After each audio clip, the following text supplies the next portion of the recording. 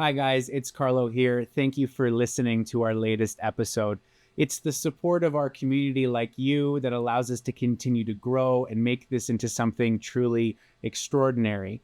If you enjoyed today's episode and you would like to listen to it without the interruption of ads and maybe even experience some bonus content, I'd invite you to join us on our newly launched Patreon.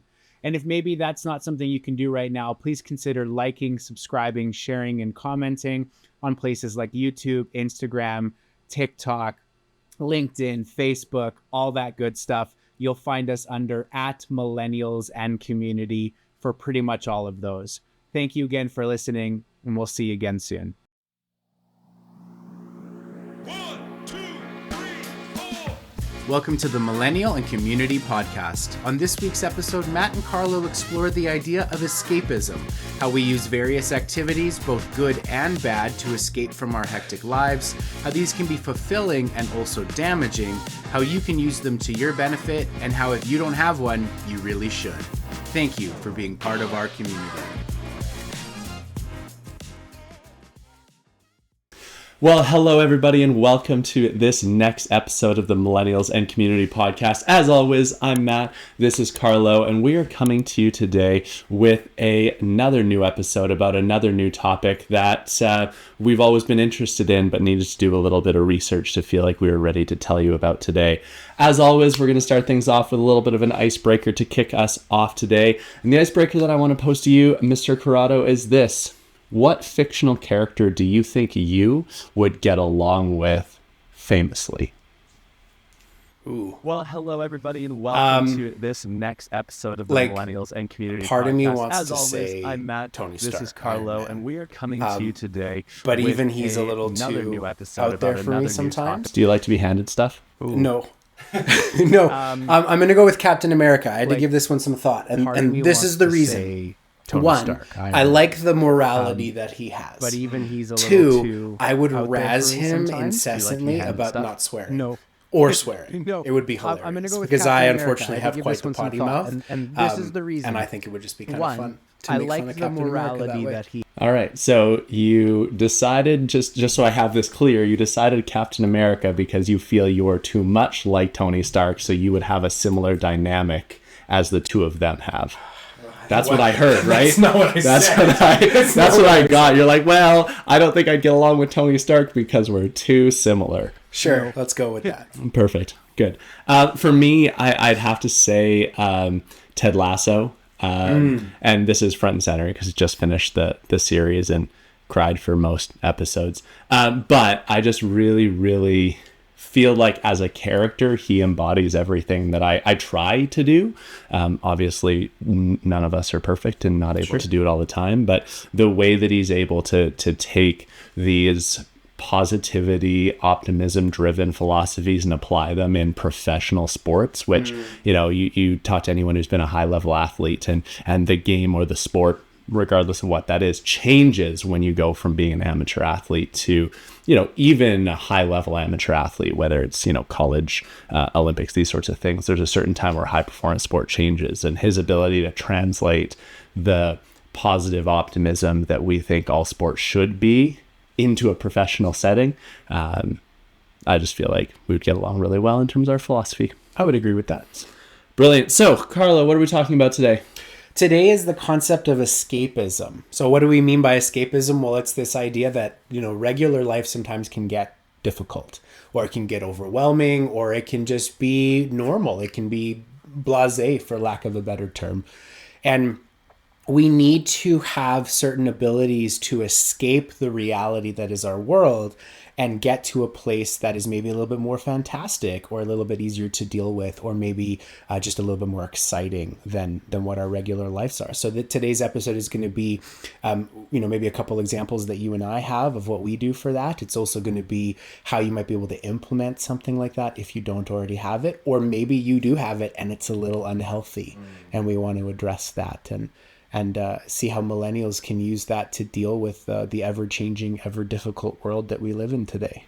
Well, and I think you kind of segued really nicely into my next question of why escapism, why now? Like, why was this something that for us was high on the list of topics we want to talk about this season. Well, it's something that we have kind of glanced over several times throughout the last season. You know, we talk a lot about things to promote our own mental health, things to, learning new skills, things to broaden the horizons that we have in our lives. And that is kind of what escapism is about. When somebody says escapism, the word escape can somewhat seem very harsh, right? So somebody might say escapism and they will immediately jump to the idea of like, well, you're avoiding your problems. That is not what I believe escapism to be. Escapism can be something that is genuinely very healthy for people. And in the effort of looking at the world and all of the struggles that are presented to us on a day-to-day basis, to have a safe space or a safe mental area that we can go back to and kind of withdraw and enjoy some other things in life, I think is really important and might help reduce the stress for a lot of people. So it's not something we haven't talked about before, but now we're just kind of narrowing in on that to try and make people even more aware that, hey, this is probably something you should have in your life. Yeah, and to your point, this is definitely something we've addressed in several other episodes. I mean, we've talked about play and the impact that it has on addressing things like burnout, stress, feelings of sadness, feelings of depression. These are all certain things that escapist activities, behaviors, tendencies can help us address. But, you know, you actually have a really great term for this that you use and you employ rather readily. And you talk about like active brain rest. And so how, you know, maybe before we get into some more generic types of escapism, like how would you equate the two things? Because to me, when you talk about the reason for escapism, that was the piece that you talked about a lot that came to mind for me. The active brain rest? Well, yeah. So for me, I'm one of those people that can't really stop. Right? I don't have the ability to really sit and watch TV, like people that watch series, just boom, boom, boom, boom, boom. I can't do it unless it's a very enthralling thing for me. So I'll be very often sitting on the couch watching a movie, watching a TV show on my computer, working on a project, maybe playing a video game. So sometimes people may look at that and go, well, your serotonin levels are too high, you're crazy all over the place. I look at that as I don't need my brain to stop. I need my brain to not be overthinking and over focused in on things I have no control over. Right. So my escapism is very often things I do have control over. Yeah. Right. And I think that's a really common piece. And I think that's key to escapism of all forms. It's key to play in general, this sense that we are crafting an environment for ourselves where we feel that we have autonomy, independence, control, and that can be so key, especially when we're facing depression, stress, burnout. It often comes as a result of this helplessness that we experience in our day-to-day lives. You touched on, and I know we're going to dive deeper into types of escapism that can be healthy or unhealthy, but maybe let's do kind of like a flash brainstorm to start out with. Like, what are all of the different, maybe not all of them, because certainly we can't think of them all. What is a list? Give us a list of like different types of escapism and different activities that could be considered escapist. Sure. Well, why don't I give the ones that I know, that I use and that I'm aware of, and then you can chime in with any ones that are maybe a little bit more crucial to you. Video gaming is a big part for me, and I think we're going to talk a lot about that in the next episode. Working on projects is a huge one for me. I recently bought a new, very expensive 3D printer, and I have been so enthralled by this new side project and this new wonderful opportunity that's been a big escape for me. Working on the podcast, recording the podcast has been really big for me. Getting out with friends, as we're going to do after we record today, is a big form of escapism for me to kind of recenter myself. And I've mentioned it in the past before. I have a dedicated night every week on Fridays that I actively practice escapism. That's my night to come home, make a nice dinner, get settled in, play the video game, watch the movie, do the thing that I wouldn't really give myself permission to do throughout the rest of the week because, responsibilities. I'm an adult. And contrary to what anyone might believe. Right? So those are the things that I find. The gym is a massive one for me, and I've been a little under the weather this week and actually haven't been to the gym all that much, and it's killing me. My body wants to move. I want to have that space where I have my music, I have my podcast in my ear, and I can just shut out the world and lift heavy things, right? So for me, there's a lot of different things, and I've always found it really cool that it doesn't have to fit one specific criteria. It can be a whole bunch. So like, what do you say? What do you think your escapisms are? What are the ones that come to mind for you? Yeah, I mean, certainly fitness is one that's very one that we share. We've talked about that lots before. For me, it is one thing that it's something that I can challenge myself. I can go and see growth that is completely independent to me. Any sort of success I have or failure I have is directly attributable to me. And that's something that I really, really value. And it goes back to that narrative of control. So fitness is key. For me, I actually do really enjoy getting to watch TV shows or watch movies, and sometimes I lose this sense of wanting to, I lose the ability or the focus or the attention to actually finish a movie. So for example, last weekend, I think I watched half of 3 different movies over the course of a morning, just as I was milling about the house. So it just takes some time sometimes, but that is a form of removal for me. And social time, of course, is huge as well. And yeah, those are some of the main ones that I practice anyways. But I would say too that there are others, of course. Like neither of us are huge readers, in spite of the big pile of books behind the camera that's mocking me. So reading is a very common one for a lot of people. Things like you mentioned video games already. A lot of people, food is a form of escape, whether that be cooking or just eating. Can be one as well, and certainly like different types of I think there's different levels, and this is maybe getting to where we're going to talk about in terms of the healthiness of some vices and some escapists, but certainly like different forms of drugs and alcohol certainly are used as escape mechanisms for a lot of people as well.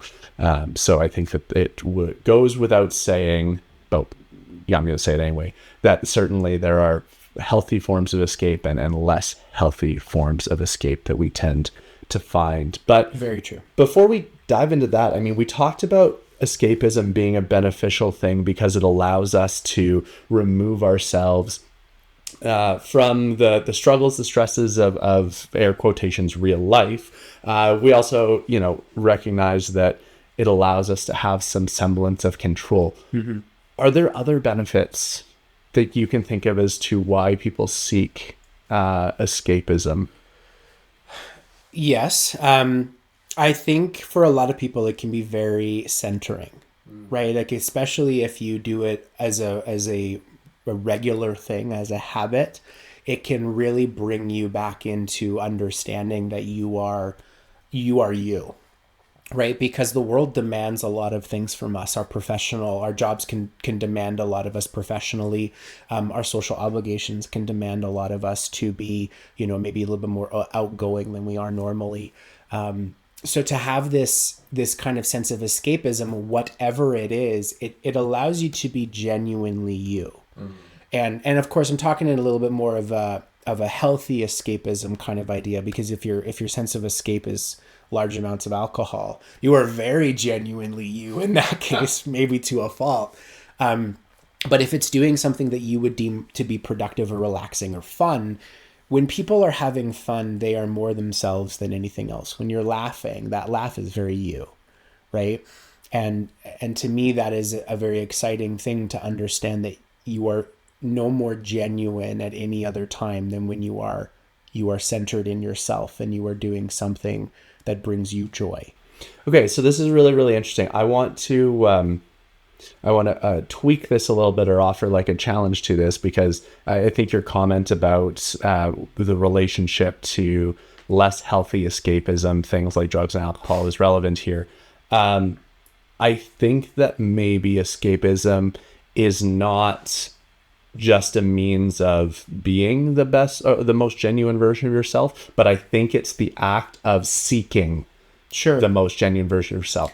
So for people who have done more of that reflective work, who have a better sense of themselves, some of those escapism activities are going to allow you to be that centered version of yourself. But I think for a lot of people that don't quite have that figured out, or maybe you're going through some transitions in your life and you have your center shifted, I think that escapism offers us an opportunity to go looking for the most genuine version of us. And that's very true. And it's one of the reasons I think that we're talking about this now, because how many people out there practice escapism without even understanding that that's what they're doing.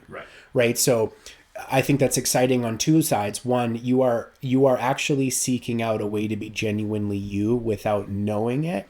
And then once that switch flips and you're like, oh, this is something that I am doing out of a need for myself, it opens up a door to be like, okay, well, if I'm seeking genuine me, who do I want that person to be?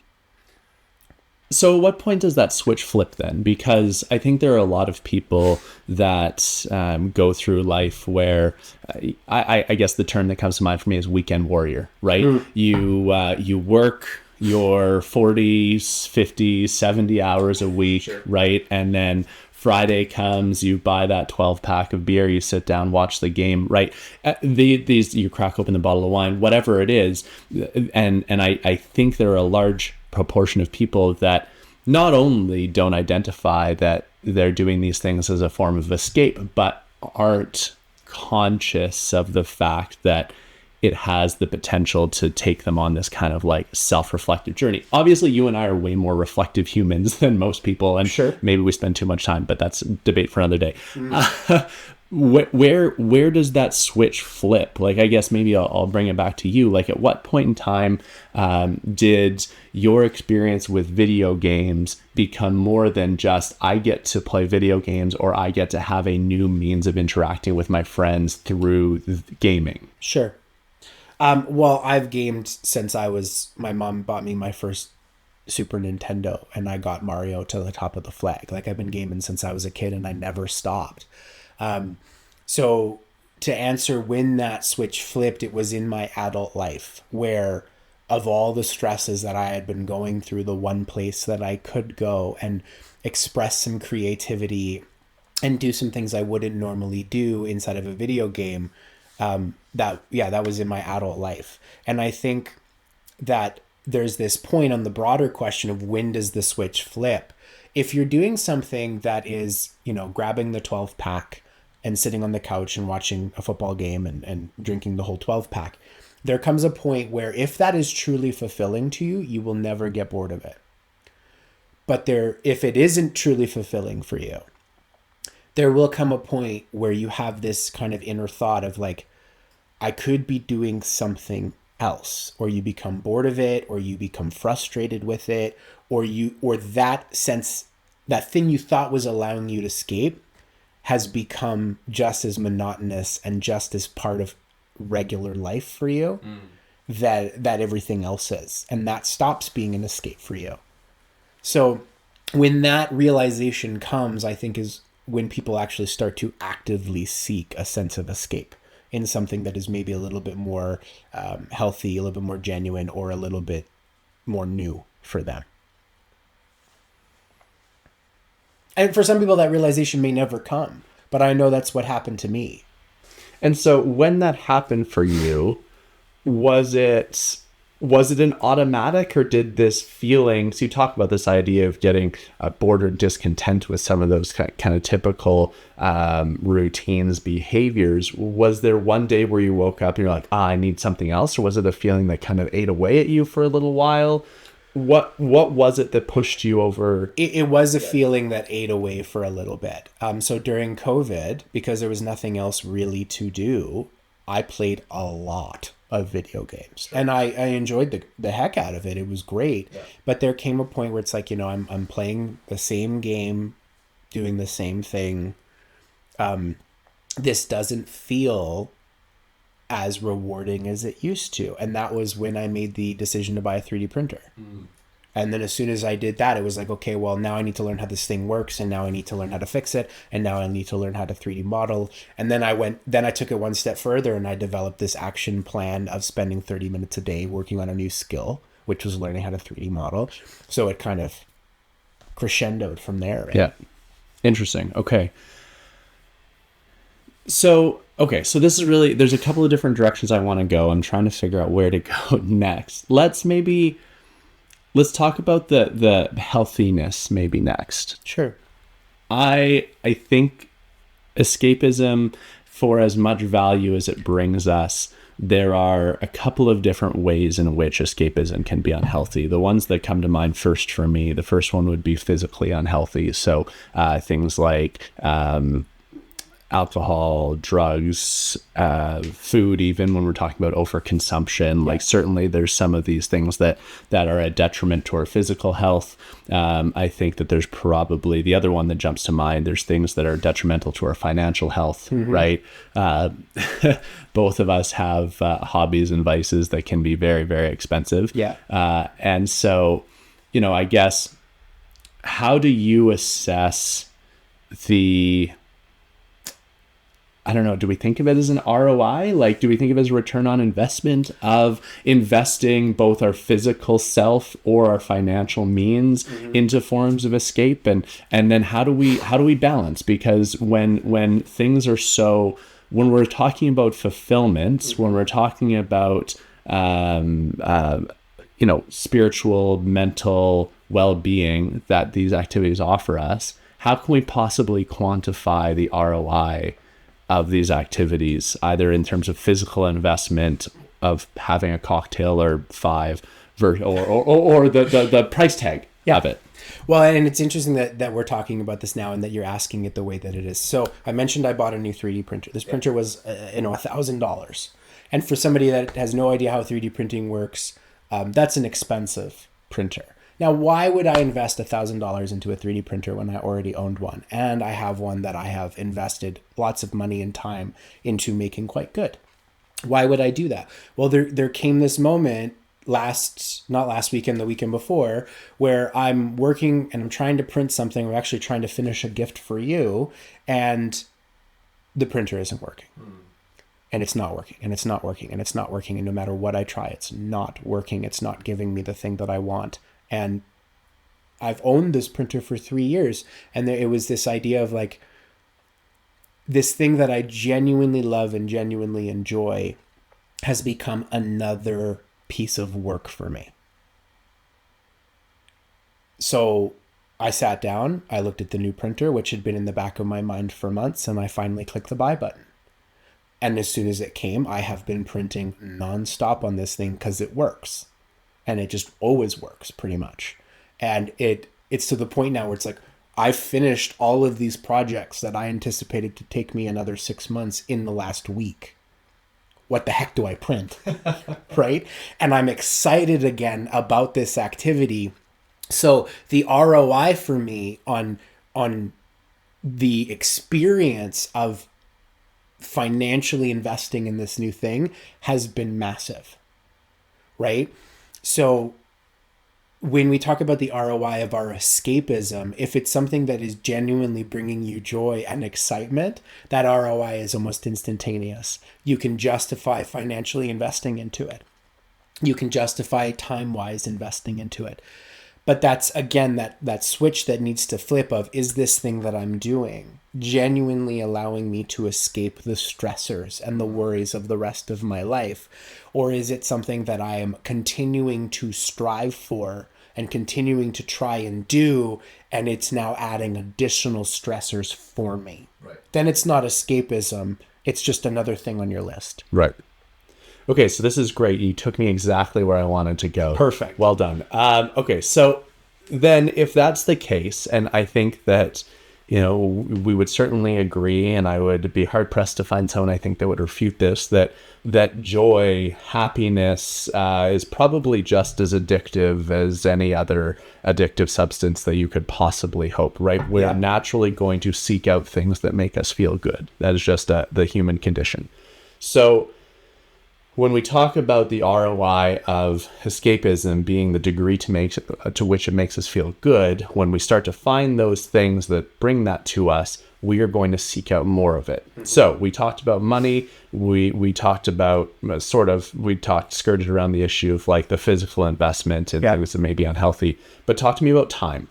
Sure. Because if we are then saying that, yes, the return on investment is the happiness, the good feelings that we receive, therefore more must be better, right? But obviously there's certain time constraints. We can't invest that much of ourselves on an ongoing basis. So how do we know when it's too much? Sure. Well, this sense of escapism that we get, it becomes something that we enjoy so much that, when it's a new thing, I think it can very quickly take over everything else. Yeah. Right? If anybody, that listens to us plays a video game, when a new video game comes out, that's all you want to play. When you discover a new hobby, that's all you want to do. You're at work and you're like, all I can do is think about this thing, right? But we are still adults. We still have our responsibilities. So when it's a new thing, I think you're allowed to be a little sucked into it. But when you start to notice that it's taking away from other things in your life is when it starts to become a little bit unhealthy. But I think any good, healthy sense of escapism is going to find almost a balancing point, because you feel invigorated after, doing this thing. So going out into the real world and working really hard that day, or hitting the gym that day, or, doing the thing that you didn't want to necessarily do, like cleaning the house, becomes more tolerable because you have a sense of joy and fulfillment in your life. And you know that these are just the cogs of life. You're willing to make them turn so that, once all the cleaning is done, once the meal prep is ready, once you've spent time with a significant other, whatever it is, you can then sit down and at the end of the day, maybe for half an hour, do that thing that you've been thinking about all day, feel good about that, and then go to bed and be like, today was a great day because I did all the things I wanted to and I got me time, right? Where if you don't have that, it becomes very difficult to slog your way through these things because I don't feel like you have something to genuinely look forward to. So what I'm hearing you say is the time that we invest in escapism is healthy so long as it does not detract from our ability to, I'm escaping enough if I'm still able to meaningfully contribute to all my responsibilities, to my work, to my relationship, to all of these things. That's how I know. And if the degree to which I'm participating in these things is taking away from my ability to contribute to my responsibilities, my relationship, my work, or it's demanding that I invest more time in those escapist behaviors, maybe those are the flags that we need to start noticing. If we're sacrificing the things that need to be done to do more of it, these are the red flags that we need to start. Yeah, I think that's pretty much the gist of it. And, if anybody has ever had a conversation with a parent or a significant other about, out of concern for them doing something too much, you'll know that happens pretty quickly. Yeah. Right? If you're doing something that somebody in your life feels is not good for you, they will tell you. But I have never heard a story of someone hearing from their significant other, you go to the gym too much. You're taking care of yourself too much. Hey, those delicious meals you're learning how to cook, stop it. I've never heard of that.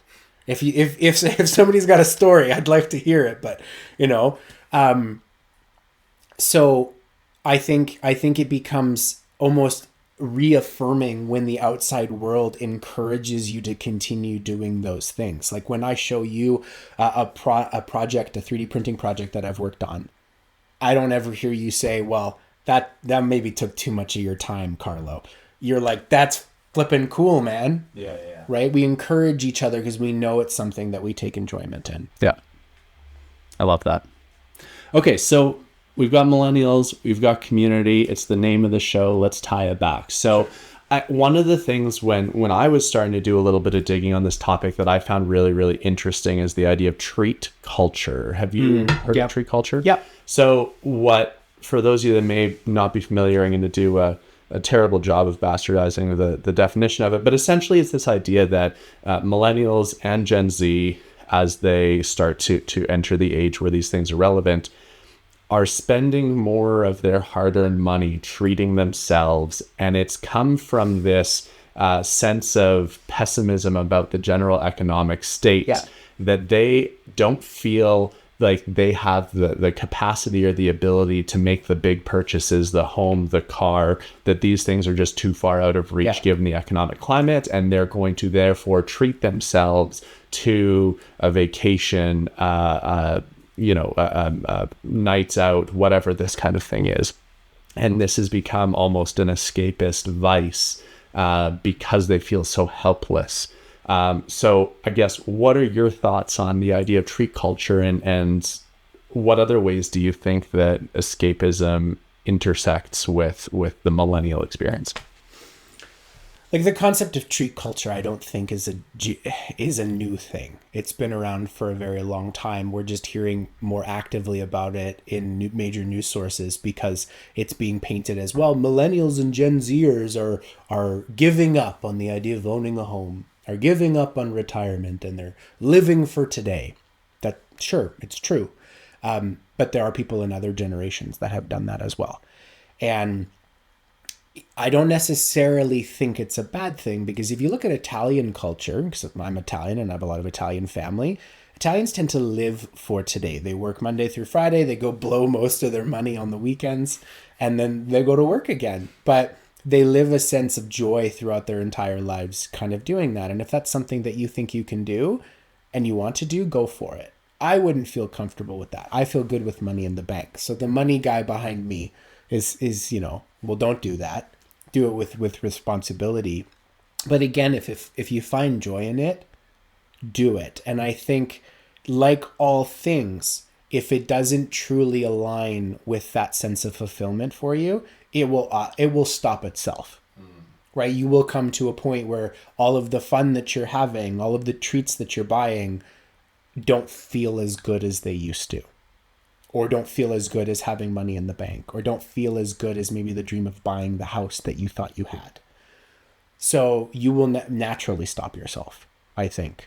And I think the other thing that you need to, I need to include myself in this, that we need to be aware of too, is that we're not treating ourselves as a statement of status, right? Like, we're not doing it. Escapist activities should not be an opportunity for us to try to declare our status. We're not keeping up with the Joneses by how well we escape. Exactly. So if we're looking at the things that we do for escapism, they should be uniquely for us and for our own intrinsic benefit. They shouldn't be a show of lavishness to the people around us. And so I think that that's really, really, really key. Of course, social media, and we're going to talk more about online communities in the next episode, but of course, social media has provided us this wonderful, wonderful way of feeling jealous of what we think other people have.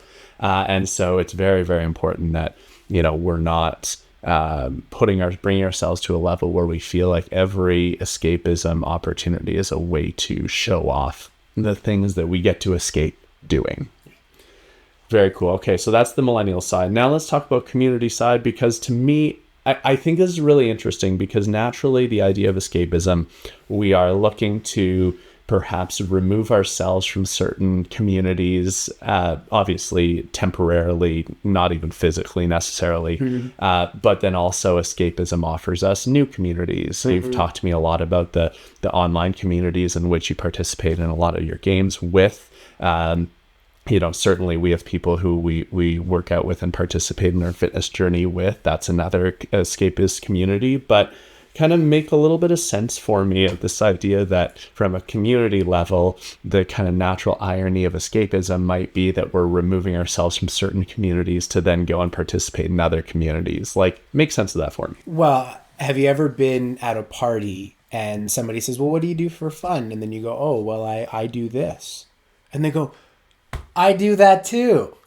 Or I have a friend that does that. Hey, come over here and talk to this guy. So like this thing that so innocently started as a way to escape the normality of our life all of a sudden has brought new experience and new people into that fold. And I think that is so exciting, because had you never started to practice that thing you found so much joy in, then that wouldn't have been something that came up at a party. It wouldn't have been something that you searched out an online community for. It wouldn't have been something that you searched out assistance with. And therefore, you would have never gained any extra community from that. And I think that goes to speak about a lot of new skills and a lot of new opportunities and a lot of new experiences, is that when you bring those things into your life, you naturally start to gravitate to, and vice versa, the other people that are a part of it, because you get excited about things. And when you are excited about things, that gets people excited to talk to you. I love it. So to sum up what I heard you say, escapism is a means for us to try to better understand the most genuine version of ourselves, and in doing so, we become more. There becomes more depth to us. We're not just identified by our work, our relationships, we become a more holistic human, and therefore are better able to contribute or be a part of more and different communities. Yeah. And this is actually something I've started practicing very recently in my life. When I meet someone new, what is the number one question most people ask you when they meet you for the first time? What do you do for work? What do you do for work? I don't ask people that question. I go, what are 2 things you did this week that were new and exciting? Mm-hmm. And the answers I've been getting from people are genuinely some of the coolest things. They will share a little win. They will share a fun experience, a laugh that they had. And I think that is something that the millennials and the Gen Zers are very quickly starting to adopt, is this idea of, I am not defined by what I do. I am defined by who I am. Yeah. And, you look at a lot of the hobbies and the skills that millennials have started picking up, the quote unquote old people, the boomer hobbies, making jam, baking bread, right? Farming and chickens. And you're hearing a lot about this in millennial communities, and there's the economic reason for it. But I think it's also something that people get really excited about, because to say that you have chickens that lay you eggs is cool. It's fun. It's something that you can be so excited and happy about, right? When somebody asks me, well, what do you do for fun? Well, let me show you this giant sword I 3D printed because it's a memory from a childhood game I used to play. That's something that's so exciting and genuinely me that very few other people might say. I think that's really interesting. And I think that is somewhat unique to the millennial experience now. Not that I think it's unique to millennials, but given the age band in which millennials sit, I think that up until a short time ago, relatively speaking, millennials were impacted and influenced predominantly by boomers, Gen X, Gen Y. Yeah.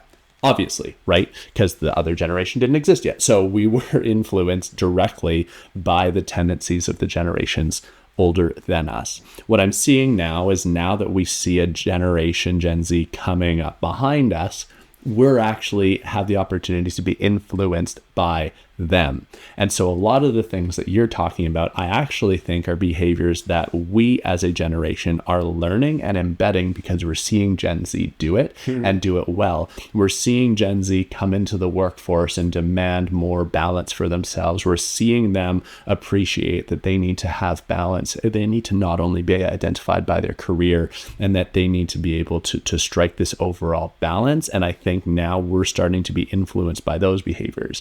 And it's really, really cool, especially on my team, because my team, most of them fall under the Gen Z band. And it's really, really cool to see how they are living as that version of themselves. And then it gives me the opportunity to learn from them too. So I think that's really brilliant. Yeah, I like that. Again, it doesn't matter where that outside influence came from to make you start practicing this in a healthy way. But I think it's just very crucial. And my hope for this episode is that somebody who's been playing with the idea of finding something for themselves, not for you and your spouse, not for you and your kids, not for you and a coworker, you and a friend, but for something just for you. Yeah. I think I would really hope that you do, because the ROI on it can be massive. Totally agree. So we do this at the end of all of our episodes, but just recently we came up with a fun, flashy name for it because just like everything else, we're obsessed with our acronym. So the end of our episodes starting today and moving forward are going to be MAC, Make Actions Count. So I want you to give us your top 1, 2, 3 pieces of advice. You just gave everybody one. Find an opportunity to escape that is about you and not necessarily about the people around you. What other pieces of advice would you give to people who want to make their actions count? Sure, for escapism. Don't be afraid to be bad at something. Right? Because every new skill that you try, every new thing that you try to approach, you're going to be horrendous at. Especially if you're the kind of person where I will go and look at Reddit at all the things that people do. And it's like, oh, that's amazing. I suck. And then a year will go by and I'll post something on Reddit and I'll get a response like that. That's amazing. I just started at this. Don't be afraid to be bad at anything that you're trying. Don't even be afraid to be bad at something that you're learning to enjoy, because that is part of the enjoyment is the skill progression. Love that. Right? What about you? What would you say? I think for me, it would be make a time budget.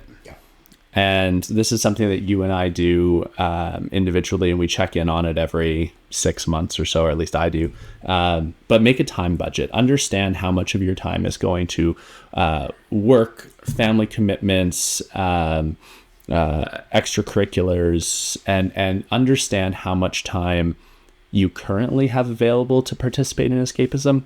Understand how much time is realistic, or and just really understand how much time you're committing to the things that you do, and that's going to be better inform your ability to step into some of these hobbies or participate in these activities that are considered escapist. Yeah, it's very true. You need to set not only a time budget, but a specific time to practice these things, because if you don't, regular life will find a way to take it away from you.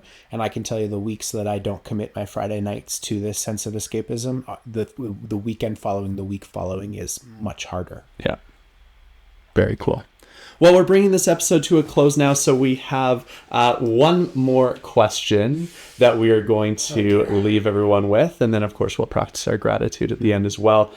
So, what is a tradition within any of your escapist communities that to an outsider would just seem just completely ridiculous and off the wall? Sure. It's tough to pick. There's a couple. I'll give you the video gaming one because it is probably more relatable, especially for any women listening to our show that have a significant other that plays video games. The way that we speak to each other during a hardcore gaming session is borderline offensive, right? When you make a mistake, your best friends in that game will berate you and never let you go. And all you can ever do is just try to never make the mistake again. And it's never something that legitimately hurts your feelings because it's a video game. It doesn't matter.